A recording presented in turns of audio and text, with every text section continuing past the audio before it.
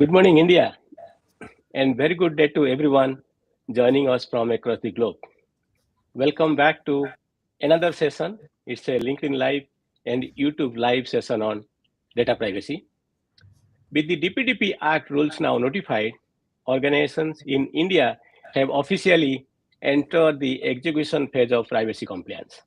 One of the most overlooked but most expensive, the challenge in this journey is privacy control redundancy. Yeah. Uh, just give me a minute. We have a guest joining. Welcome, Dr. Srinivasan.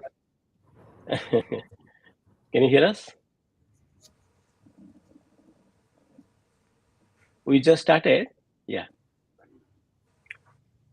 Let me frame today's discussion using a simple but powerful idea. The concept of eliminating privacy control redundancy relates to streamlining an organization's approach to privacy management in an efficient, consistent, and less error-prone methodology.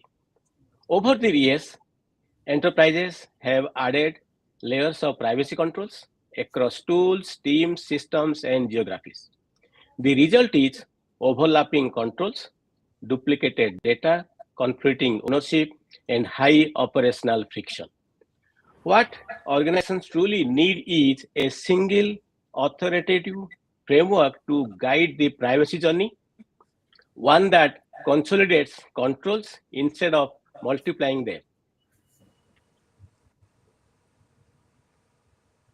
When this happens, privacy teams stop doing repetitive manual work and instead partner with business units to help them to market faster, safely, and with confidence. Let me introduce our distinguished speakers for the day. We have, I think Dr. Srinivasan looks like got dropped. Yeah, Dr. Srinivasan will join soon. He is Vice President and Head of ERP at SRF Limited. He brings deep enterprise and ERP leadership experience, helping organizations manage complexity at scale. Mr. Uday Rath, Director Data Privacy Function at Synechron, is a seasoned privacy leader with hands-on experience in building operational privacy governance models across global enterprises. Mr. Sudhir Sahu, founder and CEO at Data Safeguard, is a technology entrepreneur focused on enabling responsible, scalable, and business-aligned privacy compliance. Mr. Nocon, co-founder and CTO at Data Safeguard, leads platform architecture and engineering with a strong focus on automating privacy controls and eliminating human errors at scale. Mrs. Mahi Gupta, Vice President of Private Strategy at Data Safeguard, who works closely with enterprises to translate regulatory obligation into practical privacy-fast operating model. And I'm your host, moderator for the day. I'm Damodar Sahu. Thank you all for joining us today. So let me go back to Uday. Uday, without SSOT, privacy controls multiply. With SSOT, privacy becomes manageable. So I want to take your inputs on it, Uday. So first of all, Damodar, thank you so much for organizing this event and inviting me for this very important session. Truly speaking, that privacy is not a necessity now. It is a criticality of any particular business to safeguard the interest of the people and their existence. Anything goes wrong, the consequences are going to be very high. It may lead to disruption of the business, right?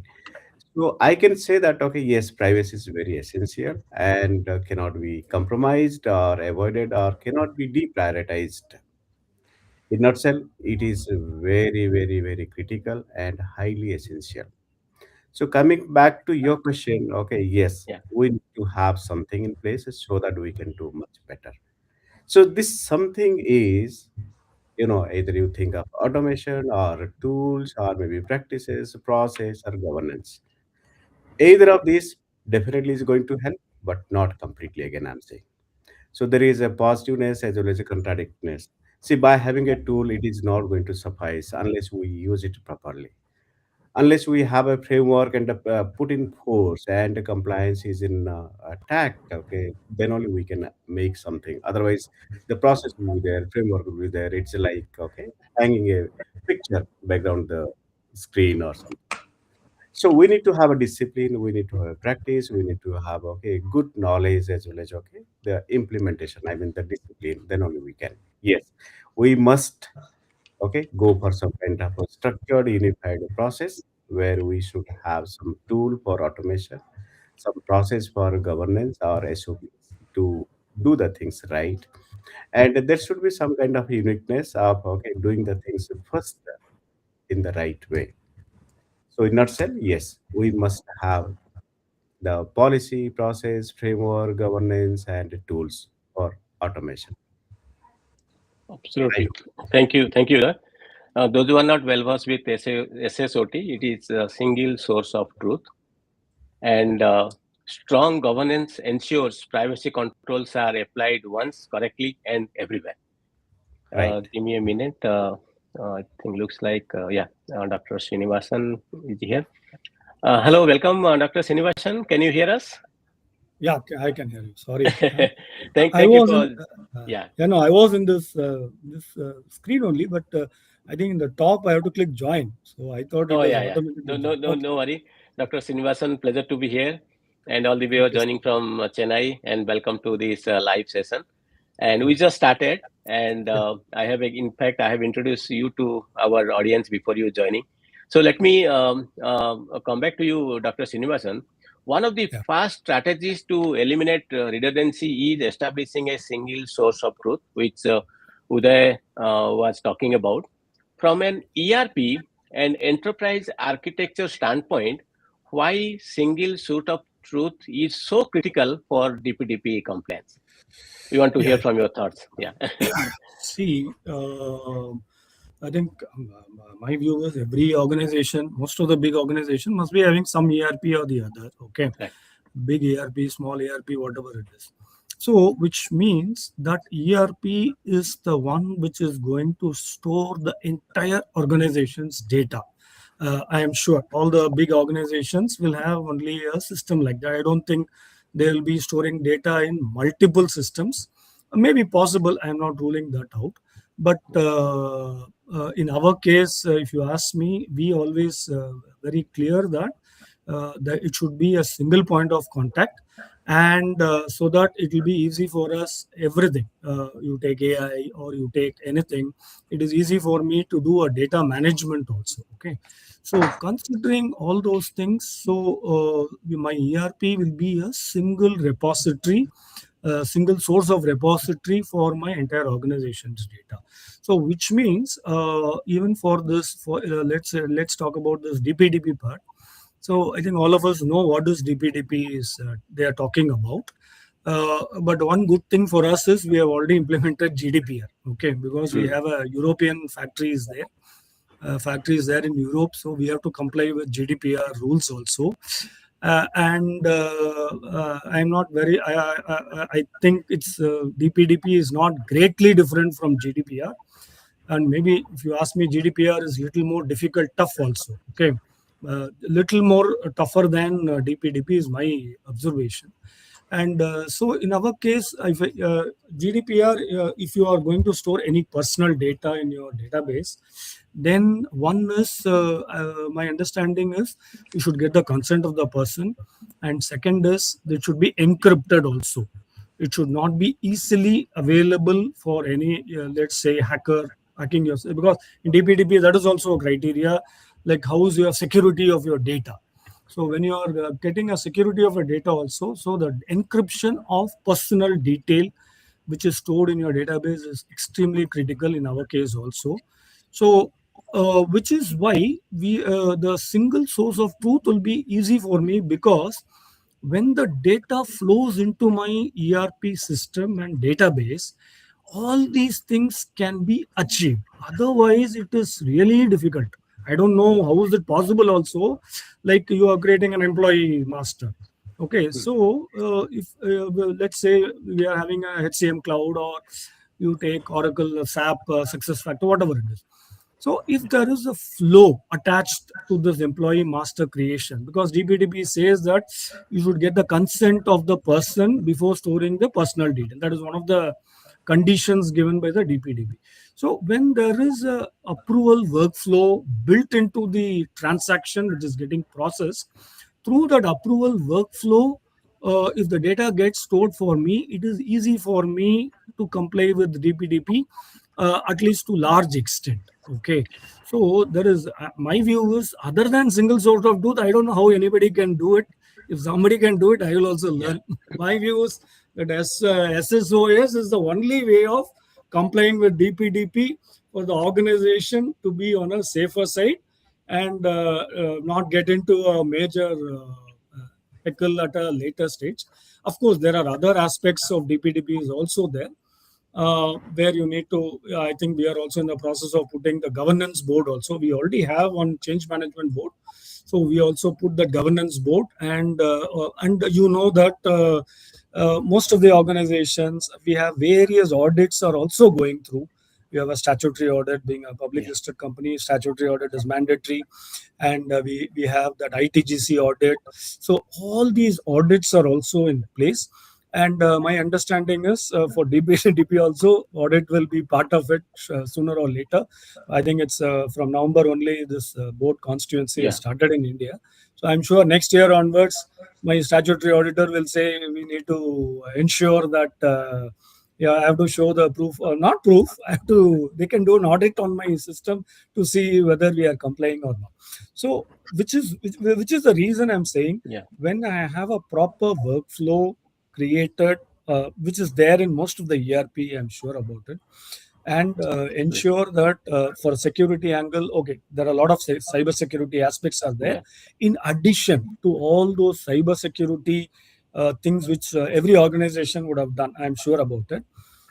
If you can do that encryption also, encrypting the personal data when you store in a database, and retrieving in your system, maybe for a selected people, okay, those who are authorized to view the personal data, only for them, maybe for their menu or for their application, for that particular responsibility, we call it as a responsibility or a menu. Only for that, if the data is visible, then my view, this is possible only by an SSOS. That's what I'm trying to say. Without an SSOS, I don't know how you will be complying with all the DPDP rules. This is broadly what. No, thanks, son. Yeah, well said. Without single source of truth, privacy controls multiply. With single source of truth, privacy becomes manageable. No, thank you for sharing your insights. Sudhir, let's talk business impact. How does eliminating privacy control redundancy reduce risk and improve outcomes for leadership team? Sudhir? Yeah, thank you, Damodar, for organizing this event. Thank you, Mr. Srinivasan and Mr. Uday, for joining us. My name is Sudhir Sahu, and I have been involved in privacy for quite some time. But 20 years back, when you look back 20 years back, security and privacy came into the industry, and the industry adopted security, and privacy was kind of not given the same kind of importance. And then GDPR came, then the world started taking notice. Then all around, like North America picked up on it, and now India has adopted DPDP. How does the impact is there that every time that there is an overlapping tool, so you buy tools from multiple different vendors, and then you are taking multiple years to do integration of those tools. So the privacy controls duplicates over around the organization. From a policy point of view, there are duplication of efforts. From tools point of view, there are duplication of efforts. From a standard operating procedure point of view, there are duplication of efforts. So when business wants to go to market sooner than later, it becomes a hindrance for them. And most of the privacy controls and the legal and privacy will say, no, you have to do this before you can go to market. You have to do this before we can go to market. So when you are able to bring in this reduction of the privacy control redundancy all around the organization, it becomes a streamlined process. The organization is able to achieve certain business objectives rather than being hindered by the privacy controls or the privacy team saying no, legal team saying no, that we may have a lawsuit or we may have significant risk that will increase. We cannot do this, we cannot do this, we cannot do this. But if we flip it and then we bring this automated controls, which understands that if you already have a privacy control in one area, then you don't need to repeat it in other areas.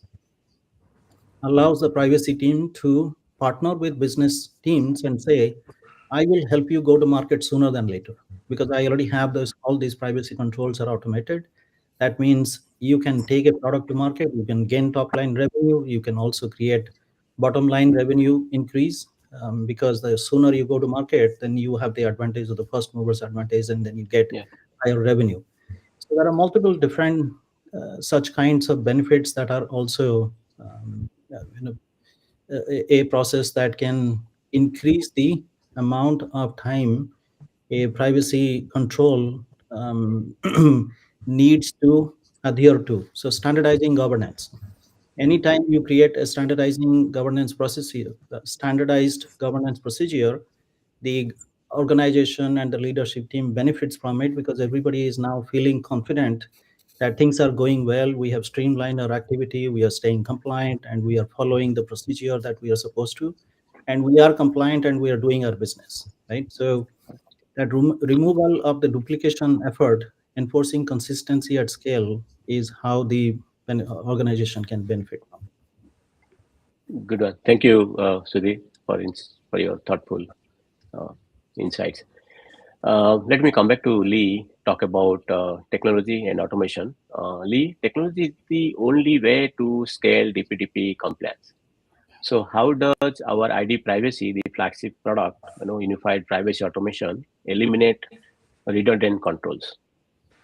Yeah, a few things on that. Thanks, Damo, for having me and for putting this together. So it's great to be here with everybody today. So thank you so much for having me. A few things that I want to touch on. So, when privacy laws started coming into place, which was probably about 10 years ago with GDPR, the paradigm was that companies owned their data, owned the data of their customers, and the customers didn't own that data. When GDPR and other privacy laws started coming into play, that paradigm shifted that said, customers now own their data. So what companies had to do is they had to start putting processes in place and privacy controls in place to be able to support that paradigm shift. But what they did is they couldn't restructure their entire, end-to-end processes, across their lines of business and across their different areas to be able to bring privacy by design. And what they had to do is they had to put in basically band-aids to be able to do this. So that way they could they could support this, but also be able to not impact their revenue streams. So what happened is all of these manual privacy controls were put into place, and they were very siloed. And so you'll see that out there even in today's market, whether it's in GDPR, whether it's in countries like India or wherever. There's a lot of manual controls that have been put into place and very siloed approaches to that. So what ID privacy does is it takes all those different controls that are manually been put together and it eliminates them by saying you have to have a set of privacy controls in place, but we do it in an automated, unified approach.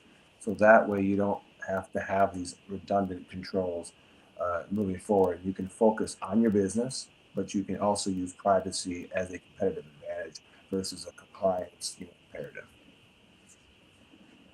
Great. Thank you, Lee. Mahi, let's talk about a little bit on the platform approach and DPO view. Beyond products or tools, why is a platform approach essential for DPDP success, Mahi? Yeah. Hey, thanks for having me, first of all, and thanks for arranging this. It was quite nice to hear all the leaders give their thoughts. Um, I think I agree with what Srinivasan said and what Lee said in terms of ERP being the single source of truth, and the current privacy controls being siloed in the sense that, they're in a more, I would say, band-aid approach. Now, why is a platform essential? To answer to your question, is because privacy is not just about consent, and privacy is not just about doing a privacy impact assessment. It's a wholesome package which talks about, all the aspects of controls that need to be placed in an enterprise environment to be able to, meet compliance with the regulatory standards that have been set. Now, why are tools not recommended and why is a platform recommended is Yeah. because tools work in silo, and with different tools on a realistic level, right? Integration is a challenge. One is that. The second point is it is a challenge, it's a cumbersome activity for the DPO's office to also familiarize themselves with how the tool works, how the tool brings a value proposition, and how do they familiarize the other business operations with that, right? So it's a tedious approach. And if you have different tools for, let's say, different purposes, it becomes a mega effort. And privacy is supposed to be a seamless effort which works alongside with the business to be able to achieve compliance and meet the business objectives at the same point in time, right? So one can't work in the silo of the other. You can't have control over business without meeting privacy objectives, and privacy objectives cannot cut down the business. They have to work in harmony with each other, right? Yeah.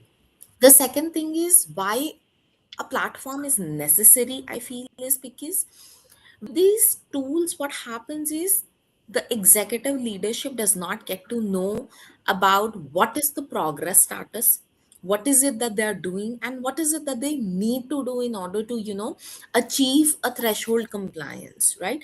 That visibility is always, I would say, missing. It's always, up for debate, because different people view privacy in different aspects, right? And I think, also, from a compliance standpoint, right? When you don't have a centralized audit log and you don't have regulatory reports, it's very difficult to go to a regulator or an auditor and say that, you have met compliance. It's not, we are not living in the world, at a liberty where I can go and say that, I'm compliant and the other party is going to believe it. We're living Yeah. in a world where evidence and regulatory proofs are important, right? So audit logs, regulatory reporting is as essential. Platforms offer that in a, holistic manner, which can be consumed easily and can be used readily. Yeah. Apart from that, it's also about reducing tech debt, right? Organizations generally run on a large tech debt that they already have from all the other activities that they have not been able to do. And just imagine you're adding, 15, 16 integrations from different products into it. The tech debt is going to increase so significantly that you're going to have, your entire ecosystem being in such a way that, it's very difficult for you to achieve harmony, right? Yeah. And also it creates blockages, right, in the path of collaboration amongst all the different, business teams that you have. Because privacy is not a DPO's office journey, right? It is an organization wide journey. So you need to have all the stakeholders coming in together, collaborating to achieve a common goal, right? It's not so much about, it's the DPO's office and the DPO's office is going to do that. It's about, Yeah. business, legal, tech, everybody coming together and achieving the same goal for the enterprise. So, in short, a platform helps you achieve it in a more, I would say, succinct and a more Right. visible manner, and tools are going to increase your burden, realistically speaking. Well said. Thank you, Mahi. We are 26 years into this live session. So, any closing thoughts, Uday? See, privacy is the oxygen of life now. Yeah. So if we want to survive, sustain, and be in the market, you need to have privacy Absolutely. blown away. And it is not the fancy thing right now. It is a necessity of the Yeah. situation or the time. And privacy of individuals or the data subjects, what I can call, or principle we can call, is very, very critical. So we must respect and protect. Well And said. Yeah. Thank directly you. and indirectly protecting the individuals as well as protecting the customers, business. And okay, if we want to be on the market, yes, we must practice it with true honesty. What you said, okay, SSOP or maybe Yeah. policies, process. And another thing I can say is that, okay, the audit and logs and all these things is a byproduct. See, if we wish to be on the business, we must do it. We must follow it. We must implement it. We must have it privacy organization. Thank you. Uh, Dr. Srinivasan, your closing thoughts? Yeah. See, I go with what Mahi was also saying. I think what Lee was also saying. Hmm. One is organization should go for a platform. Okay, individual tools, I think it's very, very tough for them to integrate because I've been in this IT industry for nearly 30 years now. Okay, I've seen all kinds of tools. This integration, it will work for 1 year, 1.5 years, 2 years, and after that, all kinds of issues we get. So the Yeah. organization should be very. First point is it is not a choice. They have to comply. It's a Yeah. it's a basic thing like anything else. Two is go for a platform based system, and my view is if it is an ERP system, maybe the vendor themselves should be in a position to build in, give you patches which ensures DPDP compliancy is also maintained. Too. Yeah. Third is you internally have a board. Okay, there is a board in the government level, but you should have an internally board also. That board should periodically review what is happening. Without a review, there are good chances because tool also has to be used. Just Yeah. by putting a platform, it doesn't work on its own. So the Yeah. board should do a review. And fourth point is in any of the public limited Hmm. company, audit is going to be there, I'm sure, Right. because the moment a government I don't know, we don't have time. So the moment government comes out with a regulation, 1 year they'll give you a time, next year Yeah. onwards audit becomes a mandatory. And definitely 2026 onwards, like in addition to other audits, this DPDP audit will also be part of the statutory auditors before they sign the Yeah. this thing. So anyway, audit is going to come. So all the so even if audit is not there for companies, my view is you should appoint an external auditor to do, because we there can be a bias within the organization. Hmm. So in order to avoid the bias, you do a yearly once or a half yearly, you do an audit and see where do you stand. This is my Absolutely. take. No, no, thank you, Dr. Srinivasan. So, the final thoughts. We have 1 minute to go. Right. Yeah. Just a quick thought that platform creates adoption increase. And what does that Yeah. mean? Meaning people who are actually supposed to use tools, because that tool will provide a lot of limitations. That Yeah. limitation will increase the manual effort of a privacy team member. The privacy team member says, it is difficult for me to do this in a 8-hour job in a day. But if you streamline by offering a platform, the platform has cross collaboration, meaning what you are doing in confidential data discovery benefits data subject access request, because when somebody says forget my data, right, you have to discover the data, you have to redact the data, and Yeah. you have to report back and close that SLA. We have that in ID privacy, that confidential data discovery, confidential data redaction, data subject access request, these are all integrated, pre-integrated within the platform. This is the beauty of a platform that Yeah. Lee has been envisioning for so many years to try and build it. We have the product available now that can reduce the amount of time a privacy team member has to spend. It doesn't become a burden on them. So it becomes what it does. It actually helps them in increasing adoption. So more and more people want to use the platform because it's so easy for them to achieve their job, to get their job done. And I'll stop at that. So Sure. Sure. actually, increase helps in making the life of a privacy team member easier. Absolutely. Thank you, Sudhir. Lee, quick thought, final closing. I'll just add on to everybody else's. The common mantra in most companies is to do more with less. Yes, Unified privacy automation platform allows privacy team members to do exactly that. spot on. Mahi? I think I'll echo the same thing that Lee said. It's about taking the privacy compliance seriously, and also the Yeah, effort that goes in privacy compliance a little more with a strict eye view, and taking your approaches not just from a cost center perspective but from a compliance and trust perspective. absolutely. No, thank you all. So eliminating privacy control redundancy is not about doing less, rightly Lee said. It is about doing things once correctly and at scale. So DPDP compliance becomes sustainable when organizations adopt a unified automation platform-driven approach rather than fragmented controls. So privacy then shifts from a compliance obligation to a business enabler. So thank you to our esteemed speakers, Uday, Dr. Srinivasan, Sudhir, Mahi, and Lee, and to everyone who joined us today. So we'll come back with a similar session and sometime next week. So till then, take care. Thank you so much for joining us today.